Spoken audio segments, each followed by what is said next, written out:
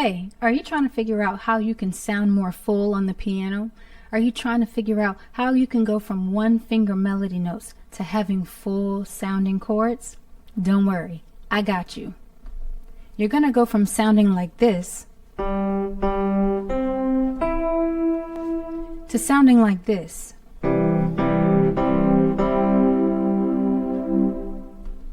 We're going to do it right now. Let's jump into it.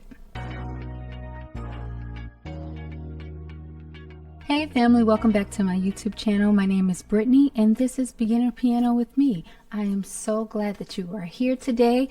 If this is your first time, welcome on in. And if you are returning, welcome on back, okay? Today we're going to be talking about chord inversions, and they are so useful and helpful, and they're really going to add dynamics to your playing. They allow you to harmonize melody notes and a whole lot more. So we're going to jump into that today. But first, I would love for you to do me a favor. Subscribe to the channel and definitely give me a thumbs up if this is a video that you like and that you find value in. Okay, so let's go ahead and jump on into what we have for today. Now this is going to, start from a place of if you already know your chords. And if you don't worry. I've got you covered. I definitely have some content here on the channel that's going to help you learn how to create chords. But we're going to start from there as a baseline, right? So we're going to be in C major today, so let's go ahead and take it to the keyboard. All right, so this is our C major scale. We have C as the 1, D as the 2, E as the 3, F as the 4, G as the 5, A as the 6, B is the 7, and then we're back to C with the 1. Okay, so you should already be familiar with how to create the 1 chord, which is C, E, and G. Then you can also create the 2 chord, D, F, A, the 3 chord, E, G, and B, and so on. We have our 4 chord, 5 chord, 6 chord, 7 chord, and then we're back to the 1. Okay, so let's start from the beginning. This C major chord, the way that it's currently constructed is that you have the root here on the bottom, the 3rd, and the 5th. Okay, so where is that coming from? It's coming from the C major scale. C is the 1, E is the 3, and then G is the 5. So you have 1, 3, 5. Now the 1 is also known as the root. Okay, and so the root of this chord is at the bottom, meaning it's the lowest note when we're playing it in this way. So we don't have to play it just this way the entire time, right? We can also decide to reorder these notes. And specifically, if we were to take this C and put it on top, we now have what's called first inversion. Because an inversion is basically just when you rotate the notes of the chord. You're going to take that bottom note and put it on top, or even vice versa, right? You can take the top note and put it on the bottom. You're inverting the chord. That's exactly what chord inversions are.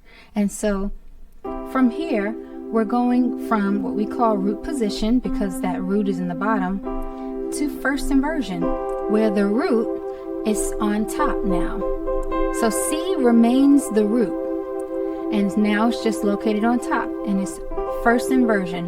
Why do we call it first inversion? Because we started in root position and we inverted it the first time. So this is first inversion, and let's do it again. Let's take the E off the bottom and put it on top, and now we have second inversion. Exactly. So you have root position, first inversion, and second inversion. And let's see what happens if we invert the chord again. So from here, if we invert the chord or rotate the chord again, the G comes on top, and now we have what? The root position. It's the exact same order as this.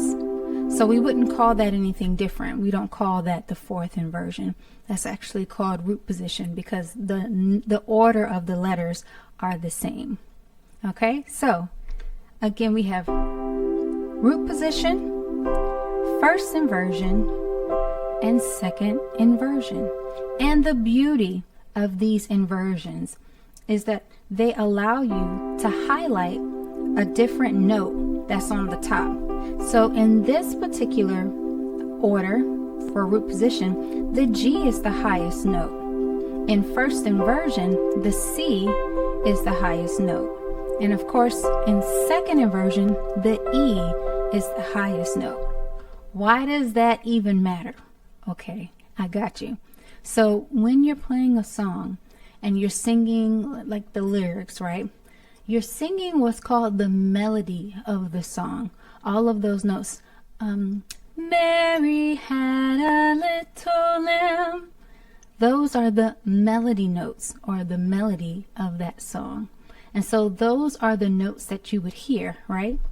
Mary had a little lamb. So when you begin to add harmony to the piano, you actually want to be able to leave that melody note highlighted. You know, you want to be able to hear that so people know what the song is. And in order to do that, you want to add any kind of extra notes that you're going to use to harmonize the melody. You want to add it below that melody note. So here's what I mean. So if I wanted to take something like Amazing Grace, well, what I could do is I could add a chord that leaves the G on top.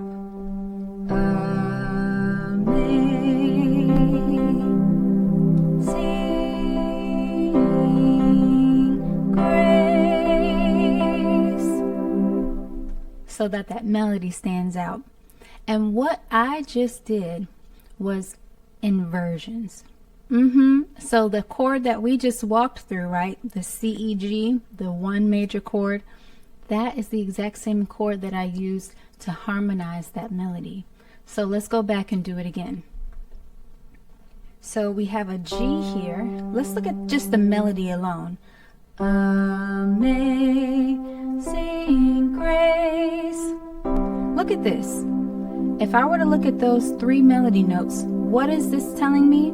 It's telling me that it's following the C major chord in second inversion. Do you see that? So if you know your second inversion of the C major chord, you can sing the melody of Amazing Grace, right? And so this allows you to kind of create like a mental map or a mental link so that you can know how to sing the song. But in the same way, what this also tells you is that you can use this chord in different inversions to harmonize each of the notes. So if I want to harmonize the first note, I'm going to use that same chord, but I'm going to use it in the order that allows the G to be on top. So C, E, G in root position keeps the G on top. And then if I want to harmonize this part of the line, then what inversion am I going to use? I'm going to use first inversion because now I have the C on top.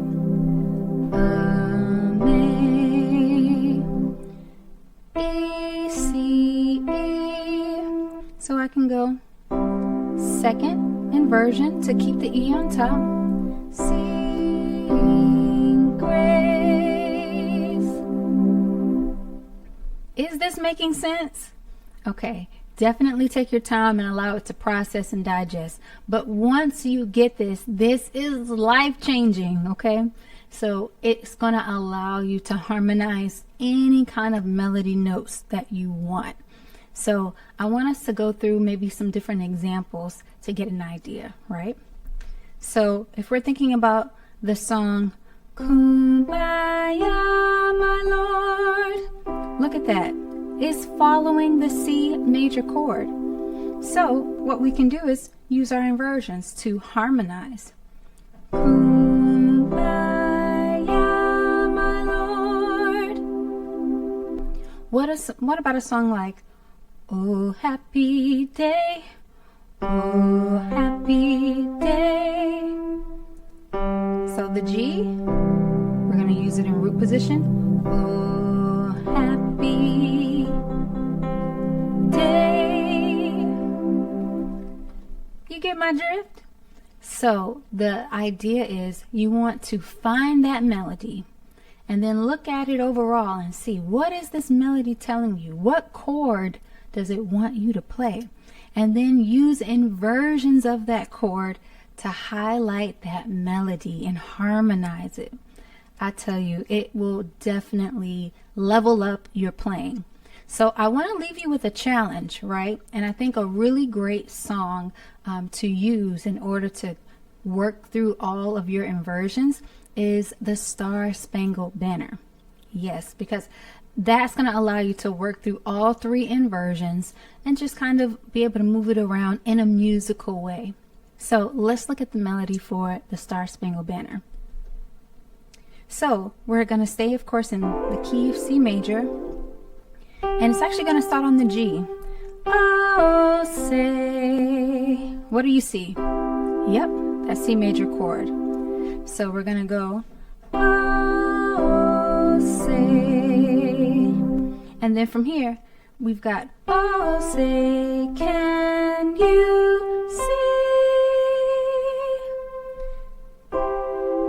It's that same chord, but in first inversion. So we're going to harmonize it. Let's pick the inversion that has the E on top. That's going to be second inversion. Now we're going to pick the order that has the G on top, root position, and now the order that has the C on top, first inversion. So let's put that part of the song together. Can you see? Now let's put it all together. Oh, say, can you see? All right, so use that, and the great thing is you can move this around to any key you want. Okay, so let's say we wanted to take this up a half step to D flat major. We can absolutely do that. So remember, when we were in C major, we were using the 1 chord. So now that we're going to D flat major, let's use the same number chord, the 1. Oh, say, can you see? So we're going to do the same thing here, and we're going to use the root position. Oh, say, can you see? Let's move it to D major. We're going to use the D major chord, the 1. I'm going to switch over here to sharps so it looks a little bit better on the screen. There we go. Oh, say, can you see? So when we want to add our inversions, we're going to highlight the A first, root position. Then the F sharp, second inversion. Then the D, first inversion. Right? Oh, say, can you see? I tell you, take your time, work it out, work through it, but it is going to be so good for your playing, okay? Learn those inversions and practice them. Find a song that you really enjoy and then go crazy with it, okay? Move it around to different keys. It's going to bless you. All right, so I hope that you have enjoyed this video, and if you have, definitely let me know by dropping a comment. I read them. And I want you to join my mailing list, okay? There's some really great things happening, and I want you to stay in the loop. Okay, family, so I will see you guys again soon, and until next time, be blessed.